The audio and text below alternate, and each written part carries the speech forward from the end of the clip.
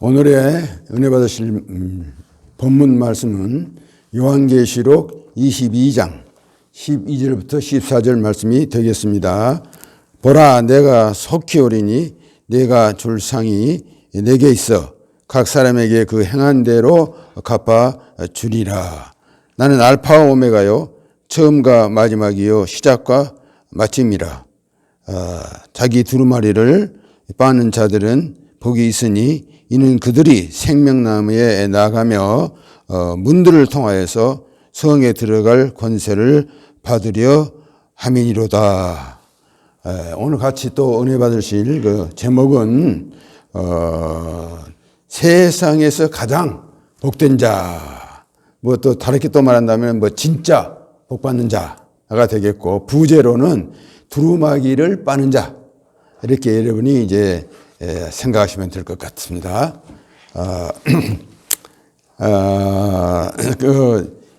이 세상에 우리가 태어나서 사는 사람치고 복 받기를 원치 않는 사람은 아무도 없는 줄로 이제 믿습니다. 특별히 우리나라 사람들은 좀 더 그런 것 같아요.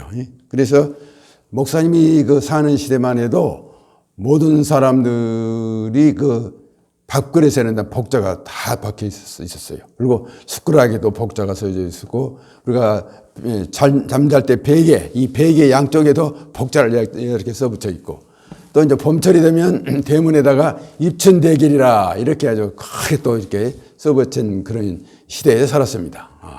이제 그래서 왜 그랬을까? 다시 한번 생각해 보니까, 더군다나 목사님이 사는 그 시대는 6.25 직후이기 때문에 정말 한 끼 밥을 안 먹는 사람도 많았었어요. 그러니까 우리가 하루 밥 세 끼만 먹고 살아도 가장 큰 복이라고 생각을 해서 그 이제 숟가락이나 밥그릇에 복자를 써놓은 것 같고, 또 베개에 이렇게 복자를 써놓은 것은 우리가 잠 잘 잔다는 것은 어떻게 건강의 복을 말하는 거죠. 그래서 잠 잘 자고 건강의 복이 우리에게 필요하다는 그런 의미인 것 같고, 또 대문짝에다가 입춘대기부터 시작해서 복자를 많이 또 써놓은 것은 우리가 사회인이기 때문에 이 사회 집 밖에 안쪽에 이렇게 들락날락 하면서, 많은 사회에 그 정말 인정받고, 존경받는 그런 이제 인물이 되는 것이 또 이제 복중의 복이다. 이렇게 생각한 것 같아요.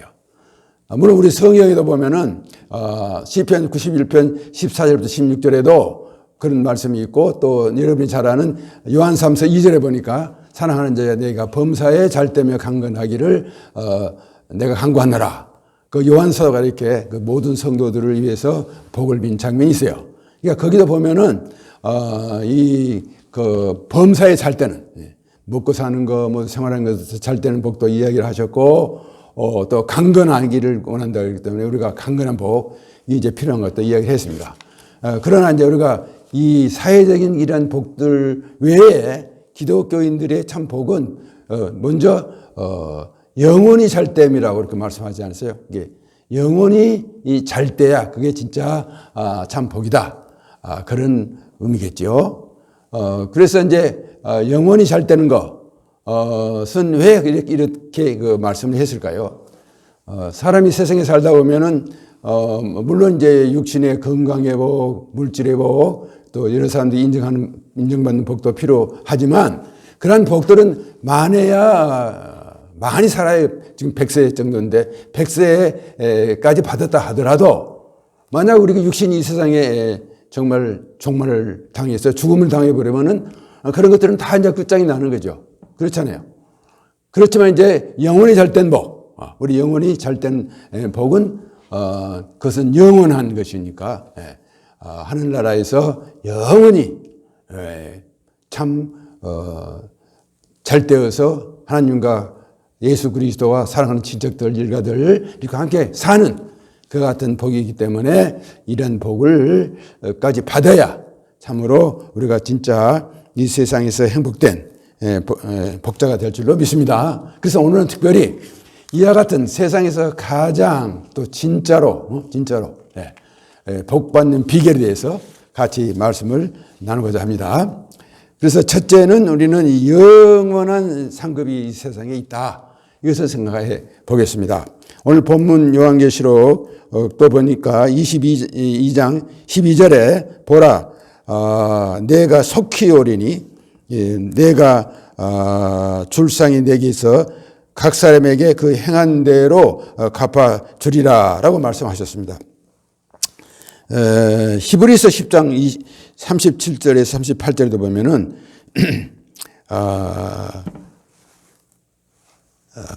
잠시 잠깐 후면은 오시리니 지체하지 아니하시리라. 나의 의인은 믿음으로 말미암아 살지라. 또한 뒤로 물러가면 내 마음이 그를 기뻐하지 아니하리라고 말씀하셨고, 히브리서 11장 6절에도 보면 믿음이 없이는 하나님을 기쁘시게 하지 못하나니 하나님께 나가는 자는 반드시 그가 계신 것과 또한 그가 자기를 찾는 자들에게 상 주시는 이심을 믿어야 할지니라고 말씀하셨습니다. 우리가 이 세상에도 어떤 사람이 상을 받습니까? 상 받는 것은 말로만 이제 잘한다고 말만 많이 한다고 해서 상 받는 게 아니죠. 사실은 그 말대로 어떤 행함을 통해서 그 행함이 쌓여서 상을 받기도 하고 벌을 받기도 하고 것입니다. 그래서 여기서 우리가 상식적이지만 게으른 자는 결국에는 가난하게 될 수밖에 없고, 주색 잡기에 이런 이제 놀고 먹고 하기 하고 여자들을 좋아하고 하는 그런 사람들은 결국에는 폐가 망신하는 것이고, 또 로마의 폭군 네로라든지 히틀러라든지 그런 사람들은 결국에는 이제 멸망을 당했고 수치를 당했죠. 그러나 그 반대로 성 프란시스라는 사람이라든지 산더싱이라는 그 성자, 인도의 성자인데 그 사람은 자기가 그 일본에 가서 복음을 증거할 때 그 나한자촌에서 증거를 했는데, 나한자촌이 아무리 복음을 증거해도 듣질 않아요. 당신은 성한 사람이기 때문에 그런 말을 하지만 우리와 같은 사람이 되어보라고. 그러면서 복음을 듣지 않기 때문에 자기가 하나님께 구했어요. 나는 이 환자를 구원하기 위해서 진히 하나님께서 내게 나병을 달라고 이렇게 구해서 정말 그대로 나병 환자가 되어서 그들을 복음을 전한 그런 이제 유명한 선교사지요. 또 우리나라도 말하면 주길철 이제 목사라든지 선영원 목사 같은 분도 결국에는 이 세상에서 만인의 존경을 받고 인정을 받았던 사람인 것을 우리가 알 수가 있어요. 더 나아가서 그들은 이제 하늘의 많은 상급의 면류관을 이제 받아 쓰게 됐죠. 이와 같이 하늘나라 상급을 우리가 받는 그 일이 아니면 이제 심판을 받는 일이 있는데, 그와 같은 귀한 상급이나 상급은 언제 받느냐, 어떻게 받느냐. 그래서 우리가 살아있는 이 시대에 우리의 그 행함을 통해서 받는 것이지, 이미 예수님이 재림하시거나 우리 개인적으로 종말을 맞아서 죽음을 당했을 때는 이미 때는 늦었죠. 그때는 상급 아니면 심판을 받을 수밖에 없는 그런 때인 것을 우리가 알고, 정말 우리가 사는 이 시대를 힘이 조심스럽게 살면서 우리는 이제 많은 선을 쌓고 쌓아서 쌓되 낙심하지 말고 끝까지 견디고 해서 마지막 상급을 받는 여러분 되시기를 축원합니다.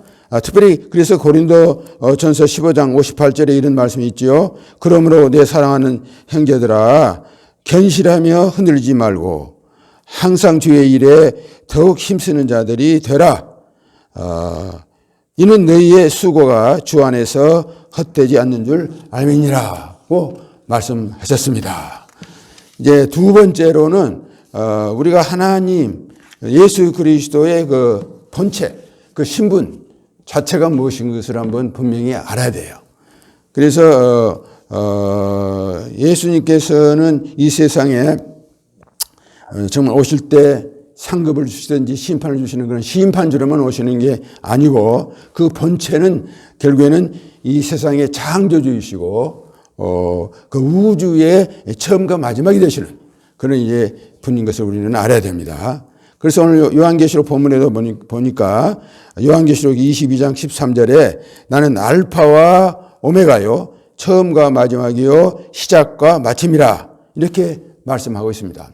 근데 왜 똑같은 그 내용의 말인데 이게 세 가지로 이렇게 특별히 말씀을 나누어서 했을까? 저는 기도 중에 깊이 생각을 해봤어요. 그래서 나름대로 저는 분명한 하나님의 큰 뜻이 있을 것인데 알파와 오메가라는 것은 알다시피 헬라어 글자의 처음 글자고 알파는 제일 마지막 글자인데 정말 되면 예수 그리스도 또 하나님께서는 이 세상의 우주의 그 창조자이신 것을 이렇게 말씀하셨고 또 시작과 마지막이라고 한 것은 또한 우리 성삼위 하나님은 인류 역사 창세기 인류의 모든 인류의 역사에 또 처음과 마지막이 되신다는 의미일 것 같고 그다음에 이제 마지막으로 그 세 번째는 이 시작과 마침이다. 그런 말은 또 우리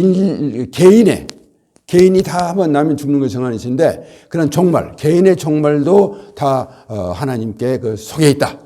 라는 것을 분명히 우리에게 말씀하신 것이라고 이제 생각합니다.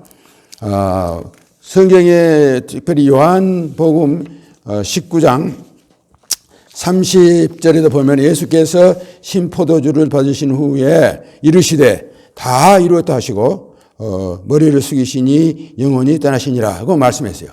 이 주님께서 초림하셔서 그 쓰리고 아픈 십자가를 지시고 피를 흘리시고 우리를 위해서 돌아가신 것은 사실은 이 모든 인류의 개인을 구원하시기 위해서 하신 그 시작이라고 생각을 할 수가 있죠.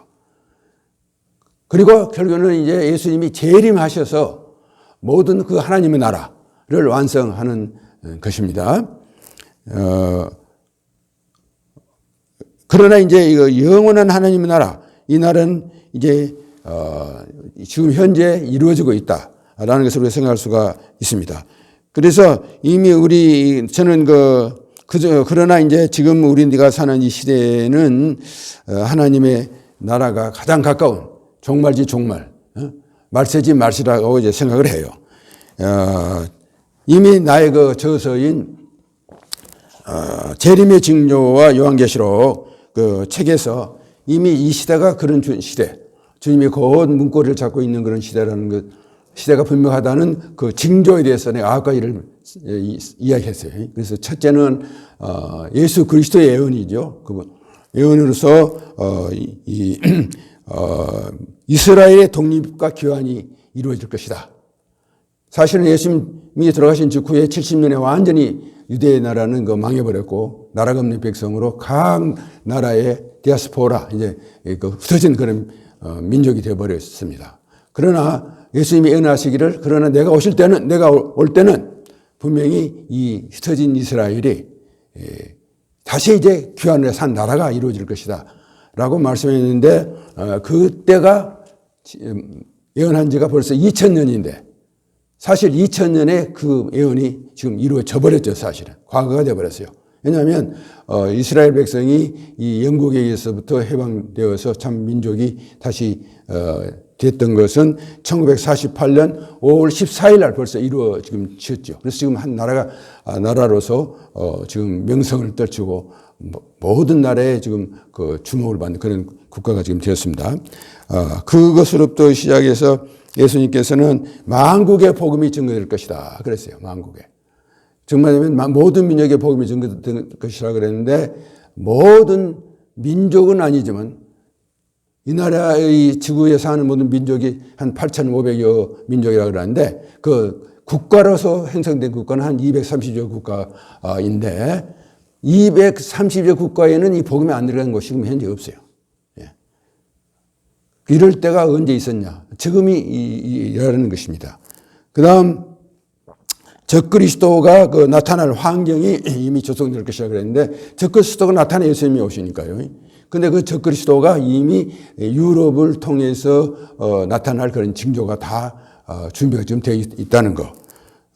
그리고 이제 구약의 예언자들이 말씀들이 있었는데 구약의 예언자들 중에 다니엘 같은 분은 지식과 교통이 최고로 발전하는 그런 나라가 그런 때가 온다 그랬는데 지금이 아니고 무엇이겠어요? 지금처럼 지식이 이 스마트폰 하나에 다 들어간 시대가 있나.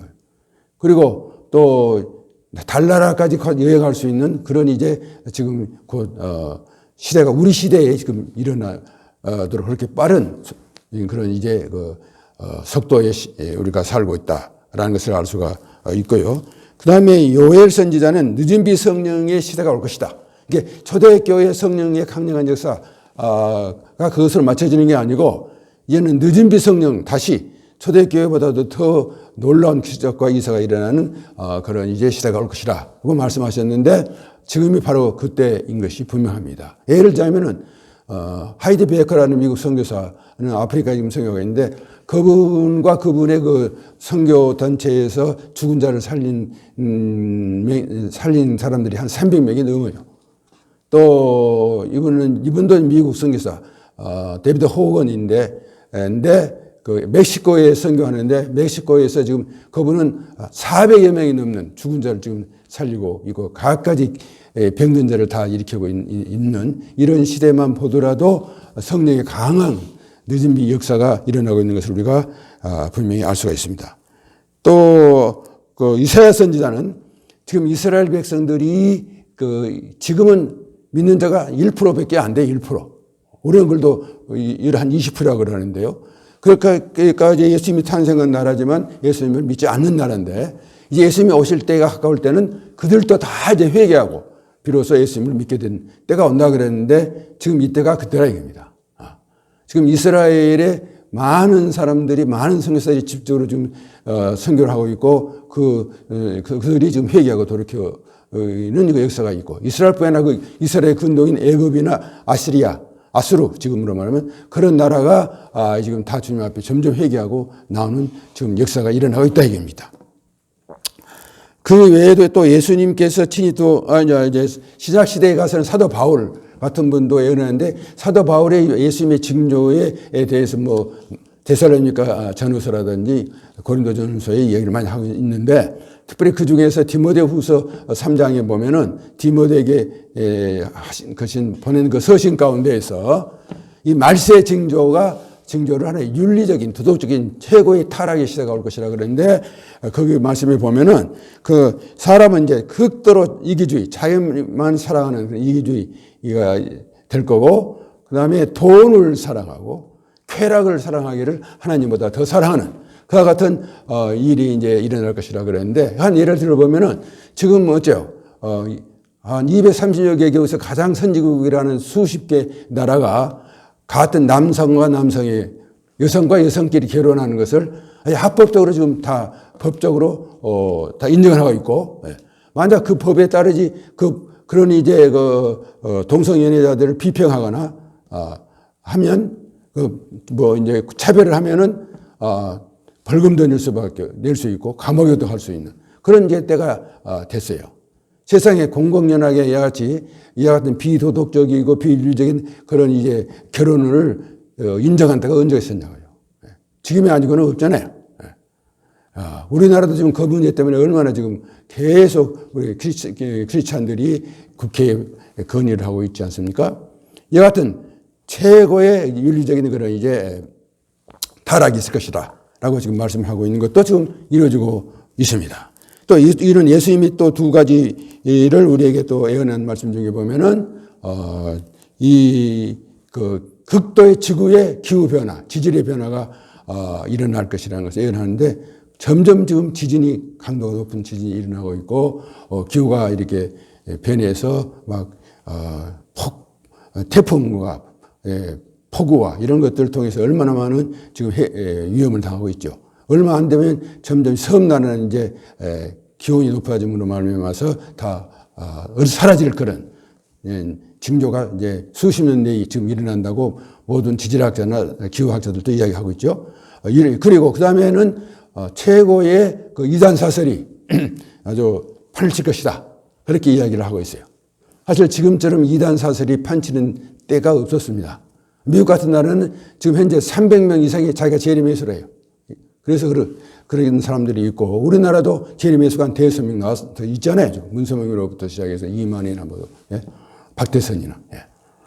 그 외에도 이제는 중국제 이단인데, 자기가 아예 하나님이라는 거야. 자기가 하나님, 자기가. 그래서 중국에서 쫓겨났어요. 거기서. 그랬는데 어디로 왔냐? 왕국에 들어왔다고.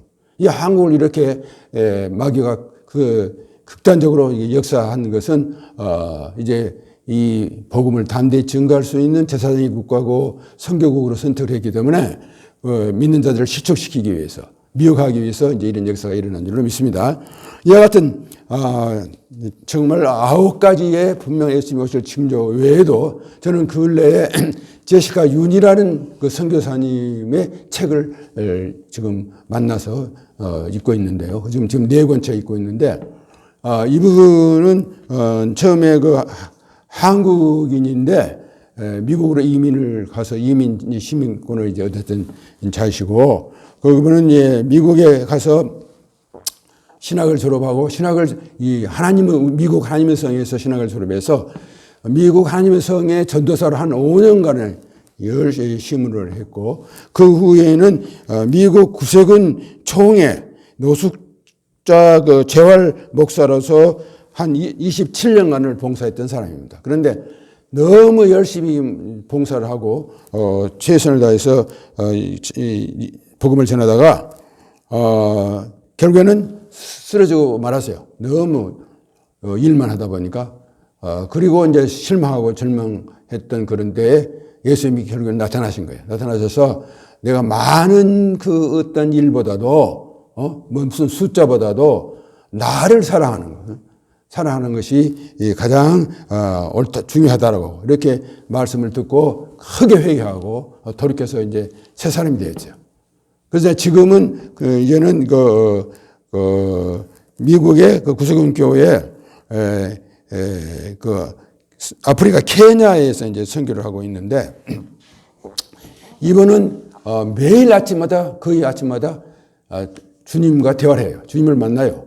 어쩌면 이게 음성으로도 만나기도 하고 들려서 만나기도 하고 직접 예수님을 만져보기도 하고 눈으로 보기도 하고 또 예수님이 친히 안아주시는 것도 체험하고 또 어쩔 때는 크게 책망도 많이 듣고 교훈도 많이 듣고, 그 중에서도 특별히 예수님이 너 세대에 오실 것이라는 것을 분명히 예언하고 있어요. 말씀하고 있다고요. 그러니까 지금 시대는 이제 아예 초대교회 시대처럼 예수님이 직접 나타나시는 거예요. 아예. 그래서 직접 아주 눈에 보여주시기도 하고 말씀도 하시고, 더 나가서는 깜짝 놀랐는데 하나님과도 대화를 하더라고요. 두 번이나 하나님과 직접 대화도 하고 있는데 깜짝 놀랐어요. 어떻게 또 하나님과도 직접 대화를 하냐. 근데 가만히 생각해 보니까, 신구약을 생각해 보니까, 여러분 알다시피 노아로부터 노아, 물론 최초의 아담과 하와는 말할 것도 없지만, 노아라든지, 그다음에 믿음의 조상인 아브라함, 이삭, 야곱이라든지, 또 특별히 모세를 통해서 또 하나님이 계속 대화하셨잖아요. 직접 말씀을 하셨잖아요. 그러니까 우리 주 하나님은 어제나 오늘나 영원토록 동일하신 분인데, 지금 세대라고 하나님이 우리하고 대화 못하실 사실은 없죠. 근데 그러한 직접 하나님과도 대화하는 그런 이제 선교사입니다. 그래서 저는 처음에 이 말씀을 읽을 때 이 사람이 정말 좀 신비주의가 아니냐, 이단 사설을 주장하는 사람이 아니냐, 심히 저 자신 유심히 그 책을 읽어보았는데 그 내용인즉슨 전혀 성경적이 아닌 것이 하나도 없고, 또 우리 마음을 더욱 감동하고 참 울리는, 깨닫게 하는 그런 것을 이제 느꼈어요. 그래서 저는 정말 그 하나의 신학자로서도 또 목회자로서도 한때 선교사로서도 그 모든 경험과 신앙을 볼 때 이분이 결코 이단자도 아니고 신비주의도 아니에요.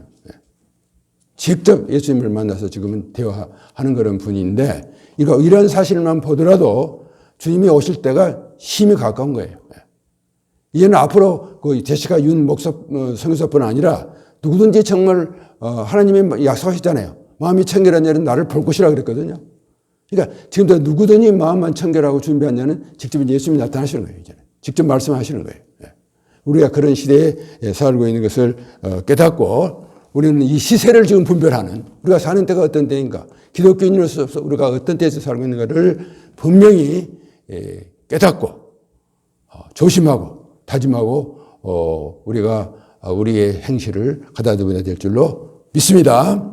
그 다음에 세 번째는 세상에서 가장 복된 자가 되는 길. 대해서 마지막으로 말씀하겠는데 요한계시록 22장 14절에 보니까 자기 두리마리를 빠는 자들은 복이 있으니 이는 그들이 생명나무에 나가며 문들을 통하여서 성에 들어갈 권세를 받으려 함이로다 하고 말씀했습니다. 성경에 보면 우리가 보통 옷에 대한 비유도 많이 나와요. 그런데 정말 옷이란 건 뭡니까? 옷이란 것은 겨울이나 여름이나 우리 몸을 보호해주고 우리를 이제 따뜻하게 해주고 물론 이제 멋을 낼 수도 있겠지만 그런 것뿐 아니라 특별히 의복은 어떤 그 사람의 그 직분, 어떤 신분을 나타내는 지요. 그래서 옛날 왕은 왕복이 있잖아요.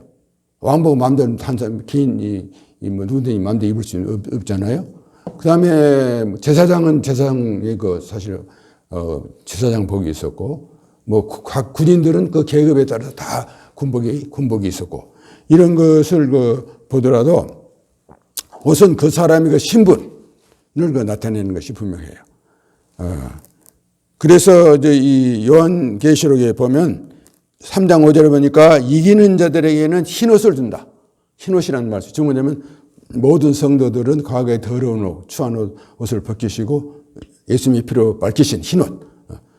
즉 말하면 주님의 새 사람, 주님의 백성이 되었다는 그런 의미의 옷을 우리에게 준다는 것이었고 그 다음에 요한계시록 19장 18절과 14절에도 보면은 세마포 옷이 또 나와요. 세마포 옷. 세마포 옷이라는 것은 결국은 예수 그리스도의 복음을 위해서 아예 목숨을 바쳐버린 순교자들이 입는 옷이라고 나와 있고 오늘 또 말씀한 그 요한계시록 22장 14절에 보면은 그것은 두루마기 옷이 또 나와요. 두루마기 옷.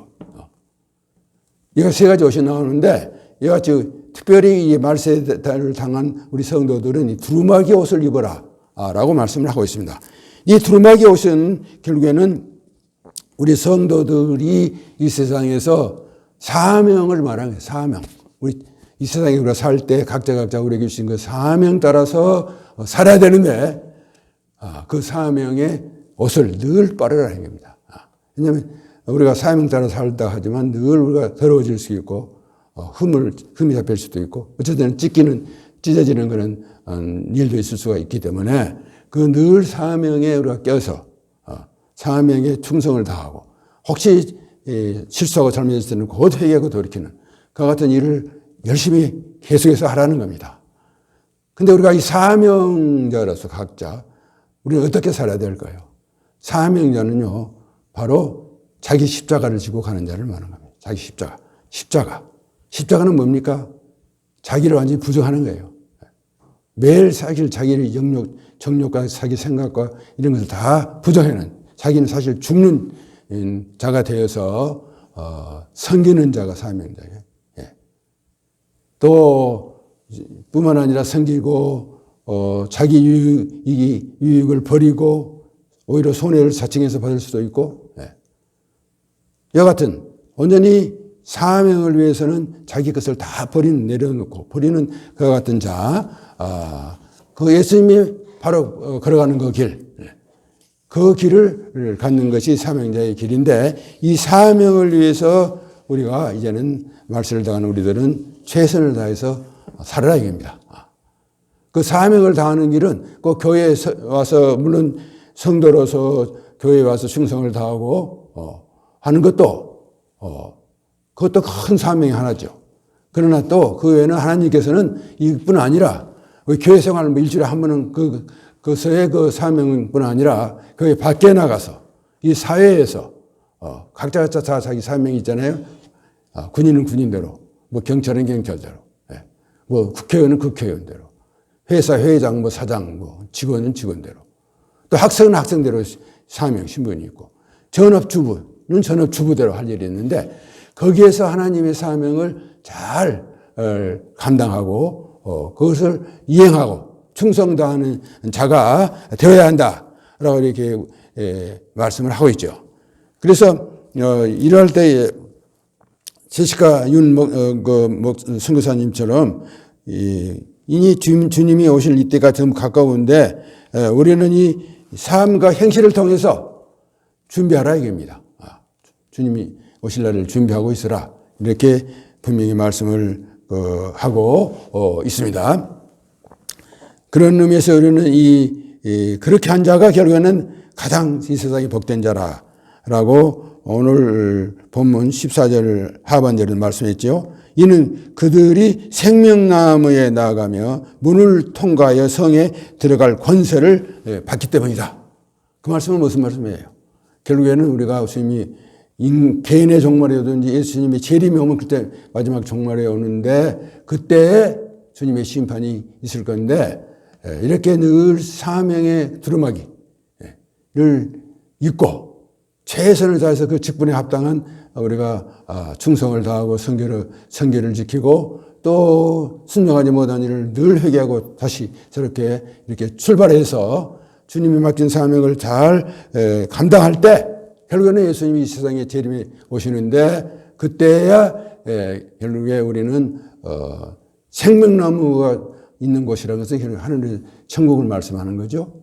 또 그 성에 들어갈 그 권세를 얻는다는 말은 이제는 이 세상은 언젠가는 다 불로 망해요. 망할 수밖에 없어요. 그 후에 이제는 바로 주님 성삼위께 하나님께서 새 하늘과 새 땅, 또 새 땅의 그 수도인 새 예루살렘을 이 세상에 친히 다시 세우시고 재창조가 아니고 언제 새롭게 창조하시고 거기에 우리 백성으로 다 불러 주신다는 거죠. 거기에 들어간 자가 진짜 설교 제목처럼 복받는 자요, 가장 행복한 자요라는 것을 우리가 알 수가 있습니다. 할렐루야. 그런데 여기에 못 들어갈 자도 있다고 또 주님께서는 마지막 경고를 하고 계세요. 여러분이 아는 마태복음 25장에 보면은 거기에 열 처녀의 비유가 나와요. 열 처녀라는 것은 결국에는 성결하게 단장한 그런 이제 그리고 장차 결혼해서 신랑을 맞이할 사람을 말한 거죠. 근데 이것은 결국에는 다 예수를 믿는 성도들을 말하는 거예요. 열 처녀는. 그런데 불행하게도 그 중에 다섯은 슬기 있는 처녀고 다섯은 미련한 처녀가 되어서 다섯은 하늘나라에 들어갈 수 없다는 겁니다. 왜 그러냐? 슬기 있는 처녀는 등에다가 기름을 부어서 항상 불을 밝히는 그런 이제 그 성도를 말하는 것이고, 그러니까 등은 믿음을 말하는 거예요. 믿음. 기름은 뭐예요? 성령을 기름이라고도 많이 비유한 것처럼 기름은 우리가 성령에 밝히는 것에 따라서 행위에 많은 열매를 맺는, 행위에 많은 그대로 열매를 맺어서 하나님께 영광 돌리는 그런 이제 행함이 있는 성도들을 말하는 거죠. 그러나 이제 미련한 처녀는 등은 있어요. 믿음은 있어요. 교회는 왔다 갔다 해요. 그러면서도 그러나 성령의 충만함을 통한 행함이 없어요. 물론 성례를 통해 성결을 함을 받고 이제 그에 따르는 두루마기 옷을 입고 행하는, 즉 행동이 열매가 없는 그런 자들은 결국에는 하나님 오히려 심판대에 떨어질 수밖에 없고 하나님의 그 새 하늘과 새 땅에서 쫓겨나고 밖에서 슬피 울며 우리 이를 걸고 환탄할 수밖에 없다. 이렇게 이야기를 하고 있습니다. 그러면 우리는 이 시대에 정말 어떤 사람이 되어야 되겠는가를 다시 한번 생각해 보았는데, 첫째는 그래서 우리는 우리의 그 행한 대로 분명히 갚아주시는 하나님이 계신다는 것을 우리는 분명히 믿어야 될 것이고, 두 번째는 하나님을 알파 오메가가 되시는 하나님이에요. 천지의 창조자 되시고, 그 다음에 처음과 마지막, 역사에도 처음과 주장자가 되시고, 개인에도 이제 시작과 마침, 시작 나은 것이 있으면 죽는 것은 정한 이치인데 마지막에 주장자가 하나님이시라는 것을 우리는 분명히 알고 이분을 섬기는, 경배하는 그런 같은 일을 해야 될 것이고, 세 번째는 이제는 우리가 개인적인 우리 그 두루마기를 늘 빨아서 우리가 온전히 아무리 사명을 최선을 다해서 감당할지라도 실수할 때가 많아요. 죄악의 유혹에 떨어질 때도 많아요. 또 무슨 은소마이가 핍박할 때 거기도 넘어질 때도 많은데 그런 것을 늘 회개하고 돌이키고 흠이 끔과 티가 없이 있는 일에 맡긴 일에 최선을 다하는 자. 그 사람이야말로 세상에서 가장 진짜 행복한 사람. 왜냐? 세상에 아무리 육신적으로, 물질적으로 복을 받았어도 그것은 내가 죽으면 함께 끝나는 거예요. 끝나는 거예요. 그러나 우리가 영혼을 위해서, 영적인 일을 위해서, 하나님을 섬기는 일을 위해서, 이 세상에 우리를 보내주신 그 사명을 위해서 끝까지 사는 자들은 영원한 축복. 영원한 축복은 뭐입니까? 하나님과 예수, 그때는 예수 그리스도를 직접 얼굴과 얼굴을 대해서 보는 때예요. 우리가 사랑하는 모든 가족들이 다시 만날 때예요. 친구들, 친척들, 목사님들 서로 다 만나서 뿐만 아니라 영원토록 교제하면서 영원토록 하나님이 예비하신 그 신령한 여러 가지 복을 누리면서 사는 그때가 우리에게 곧 닥치는 것을 생각하면서 다시 한번 불초 종은 우리가 마음을 가다듬고 이 세대의 흐름의 시세를 밝히 분별하고 깨어서 늘 준비해서 정말 주님이 언제 오실지라도 마라나타 주님 어서 오시옵소서 반가이 맞이하는 성도들, 그 가족 개인들, 일가 친척들이 되시기를 주님의 이름으로 축원드립니다.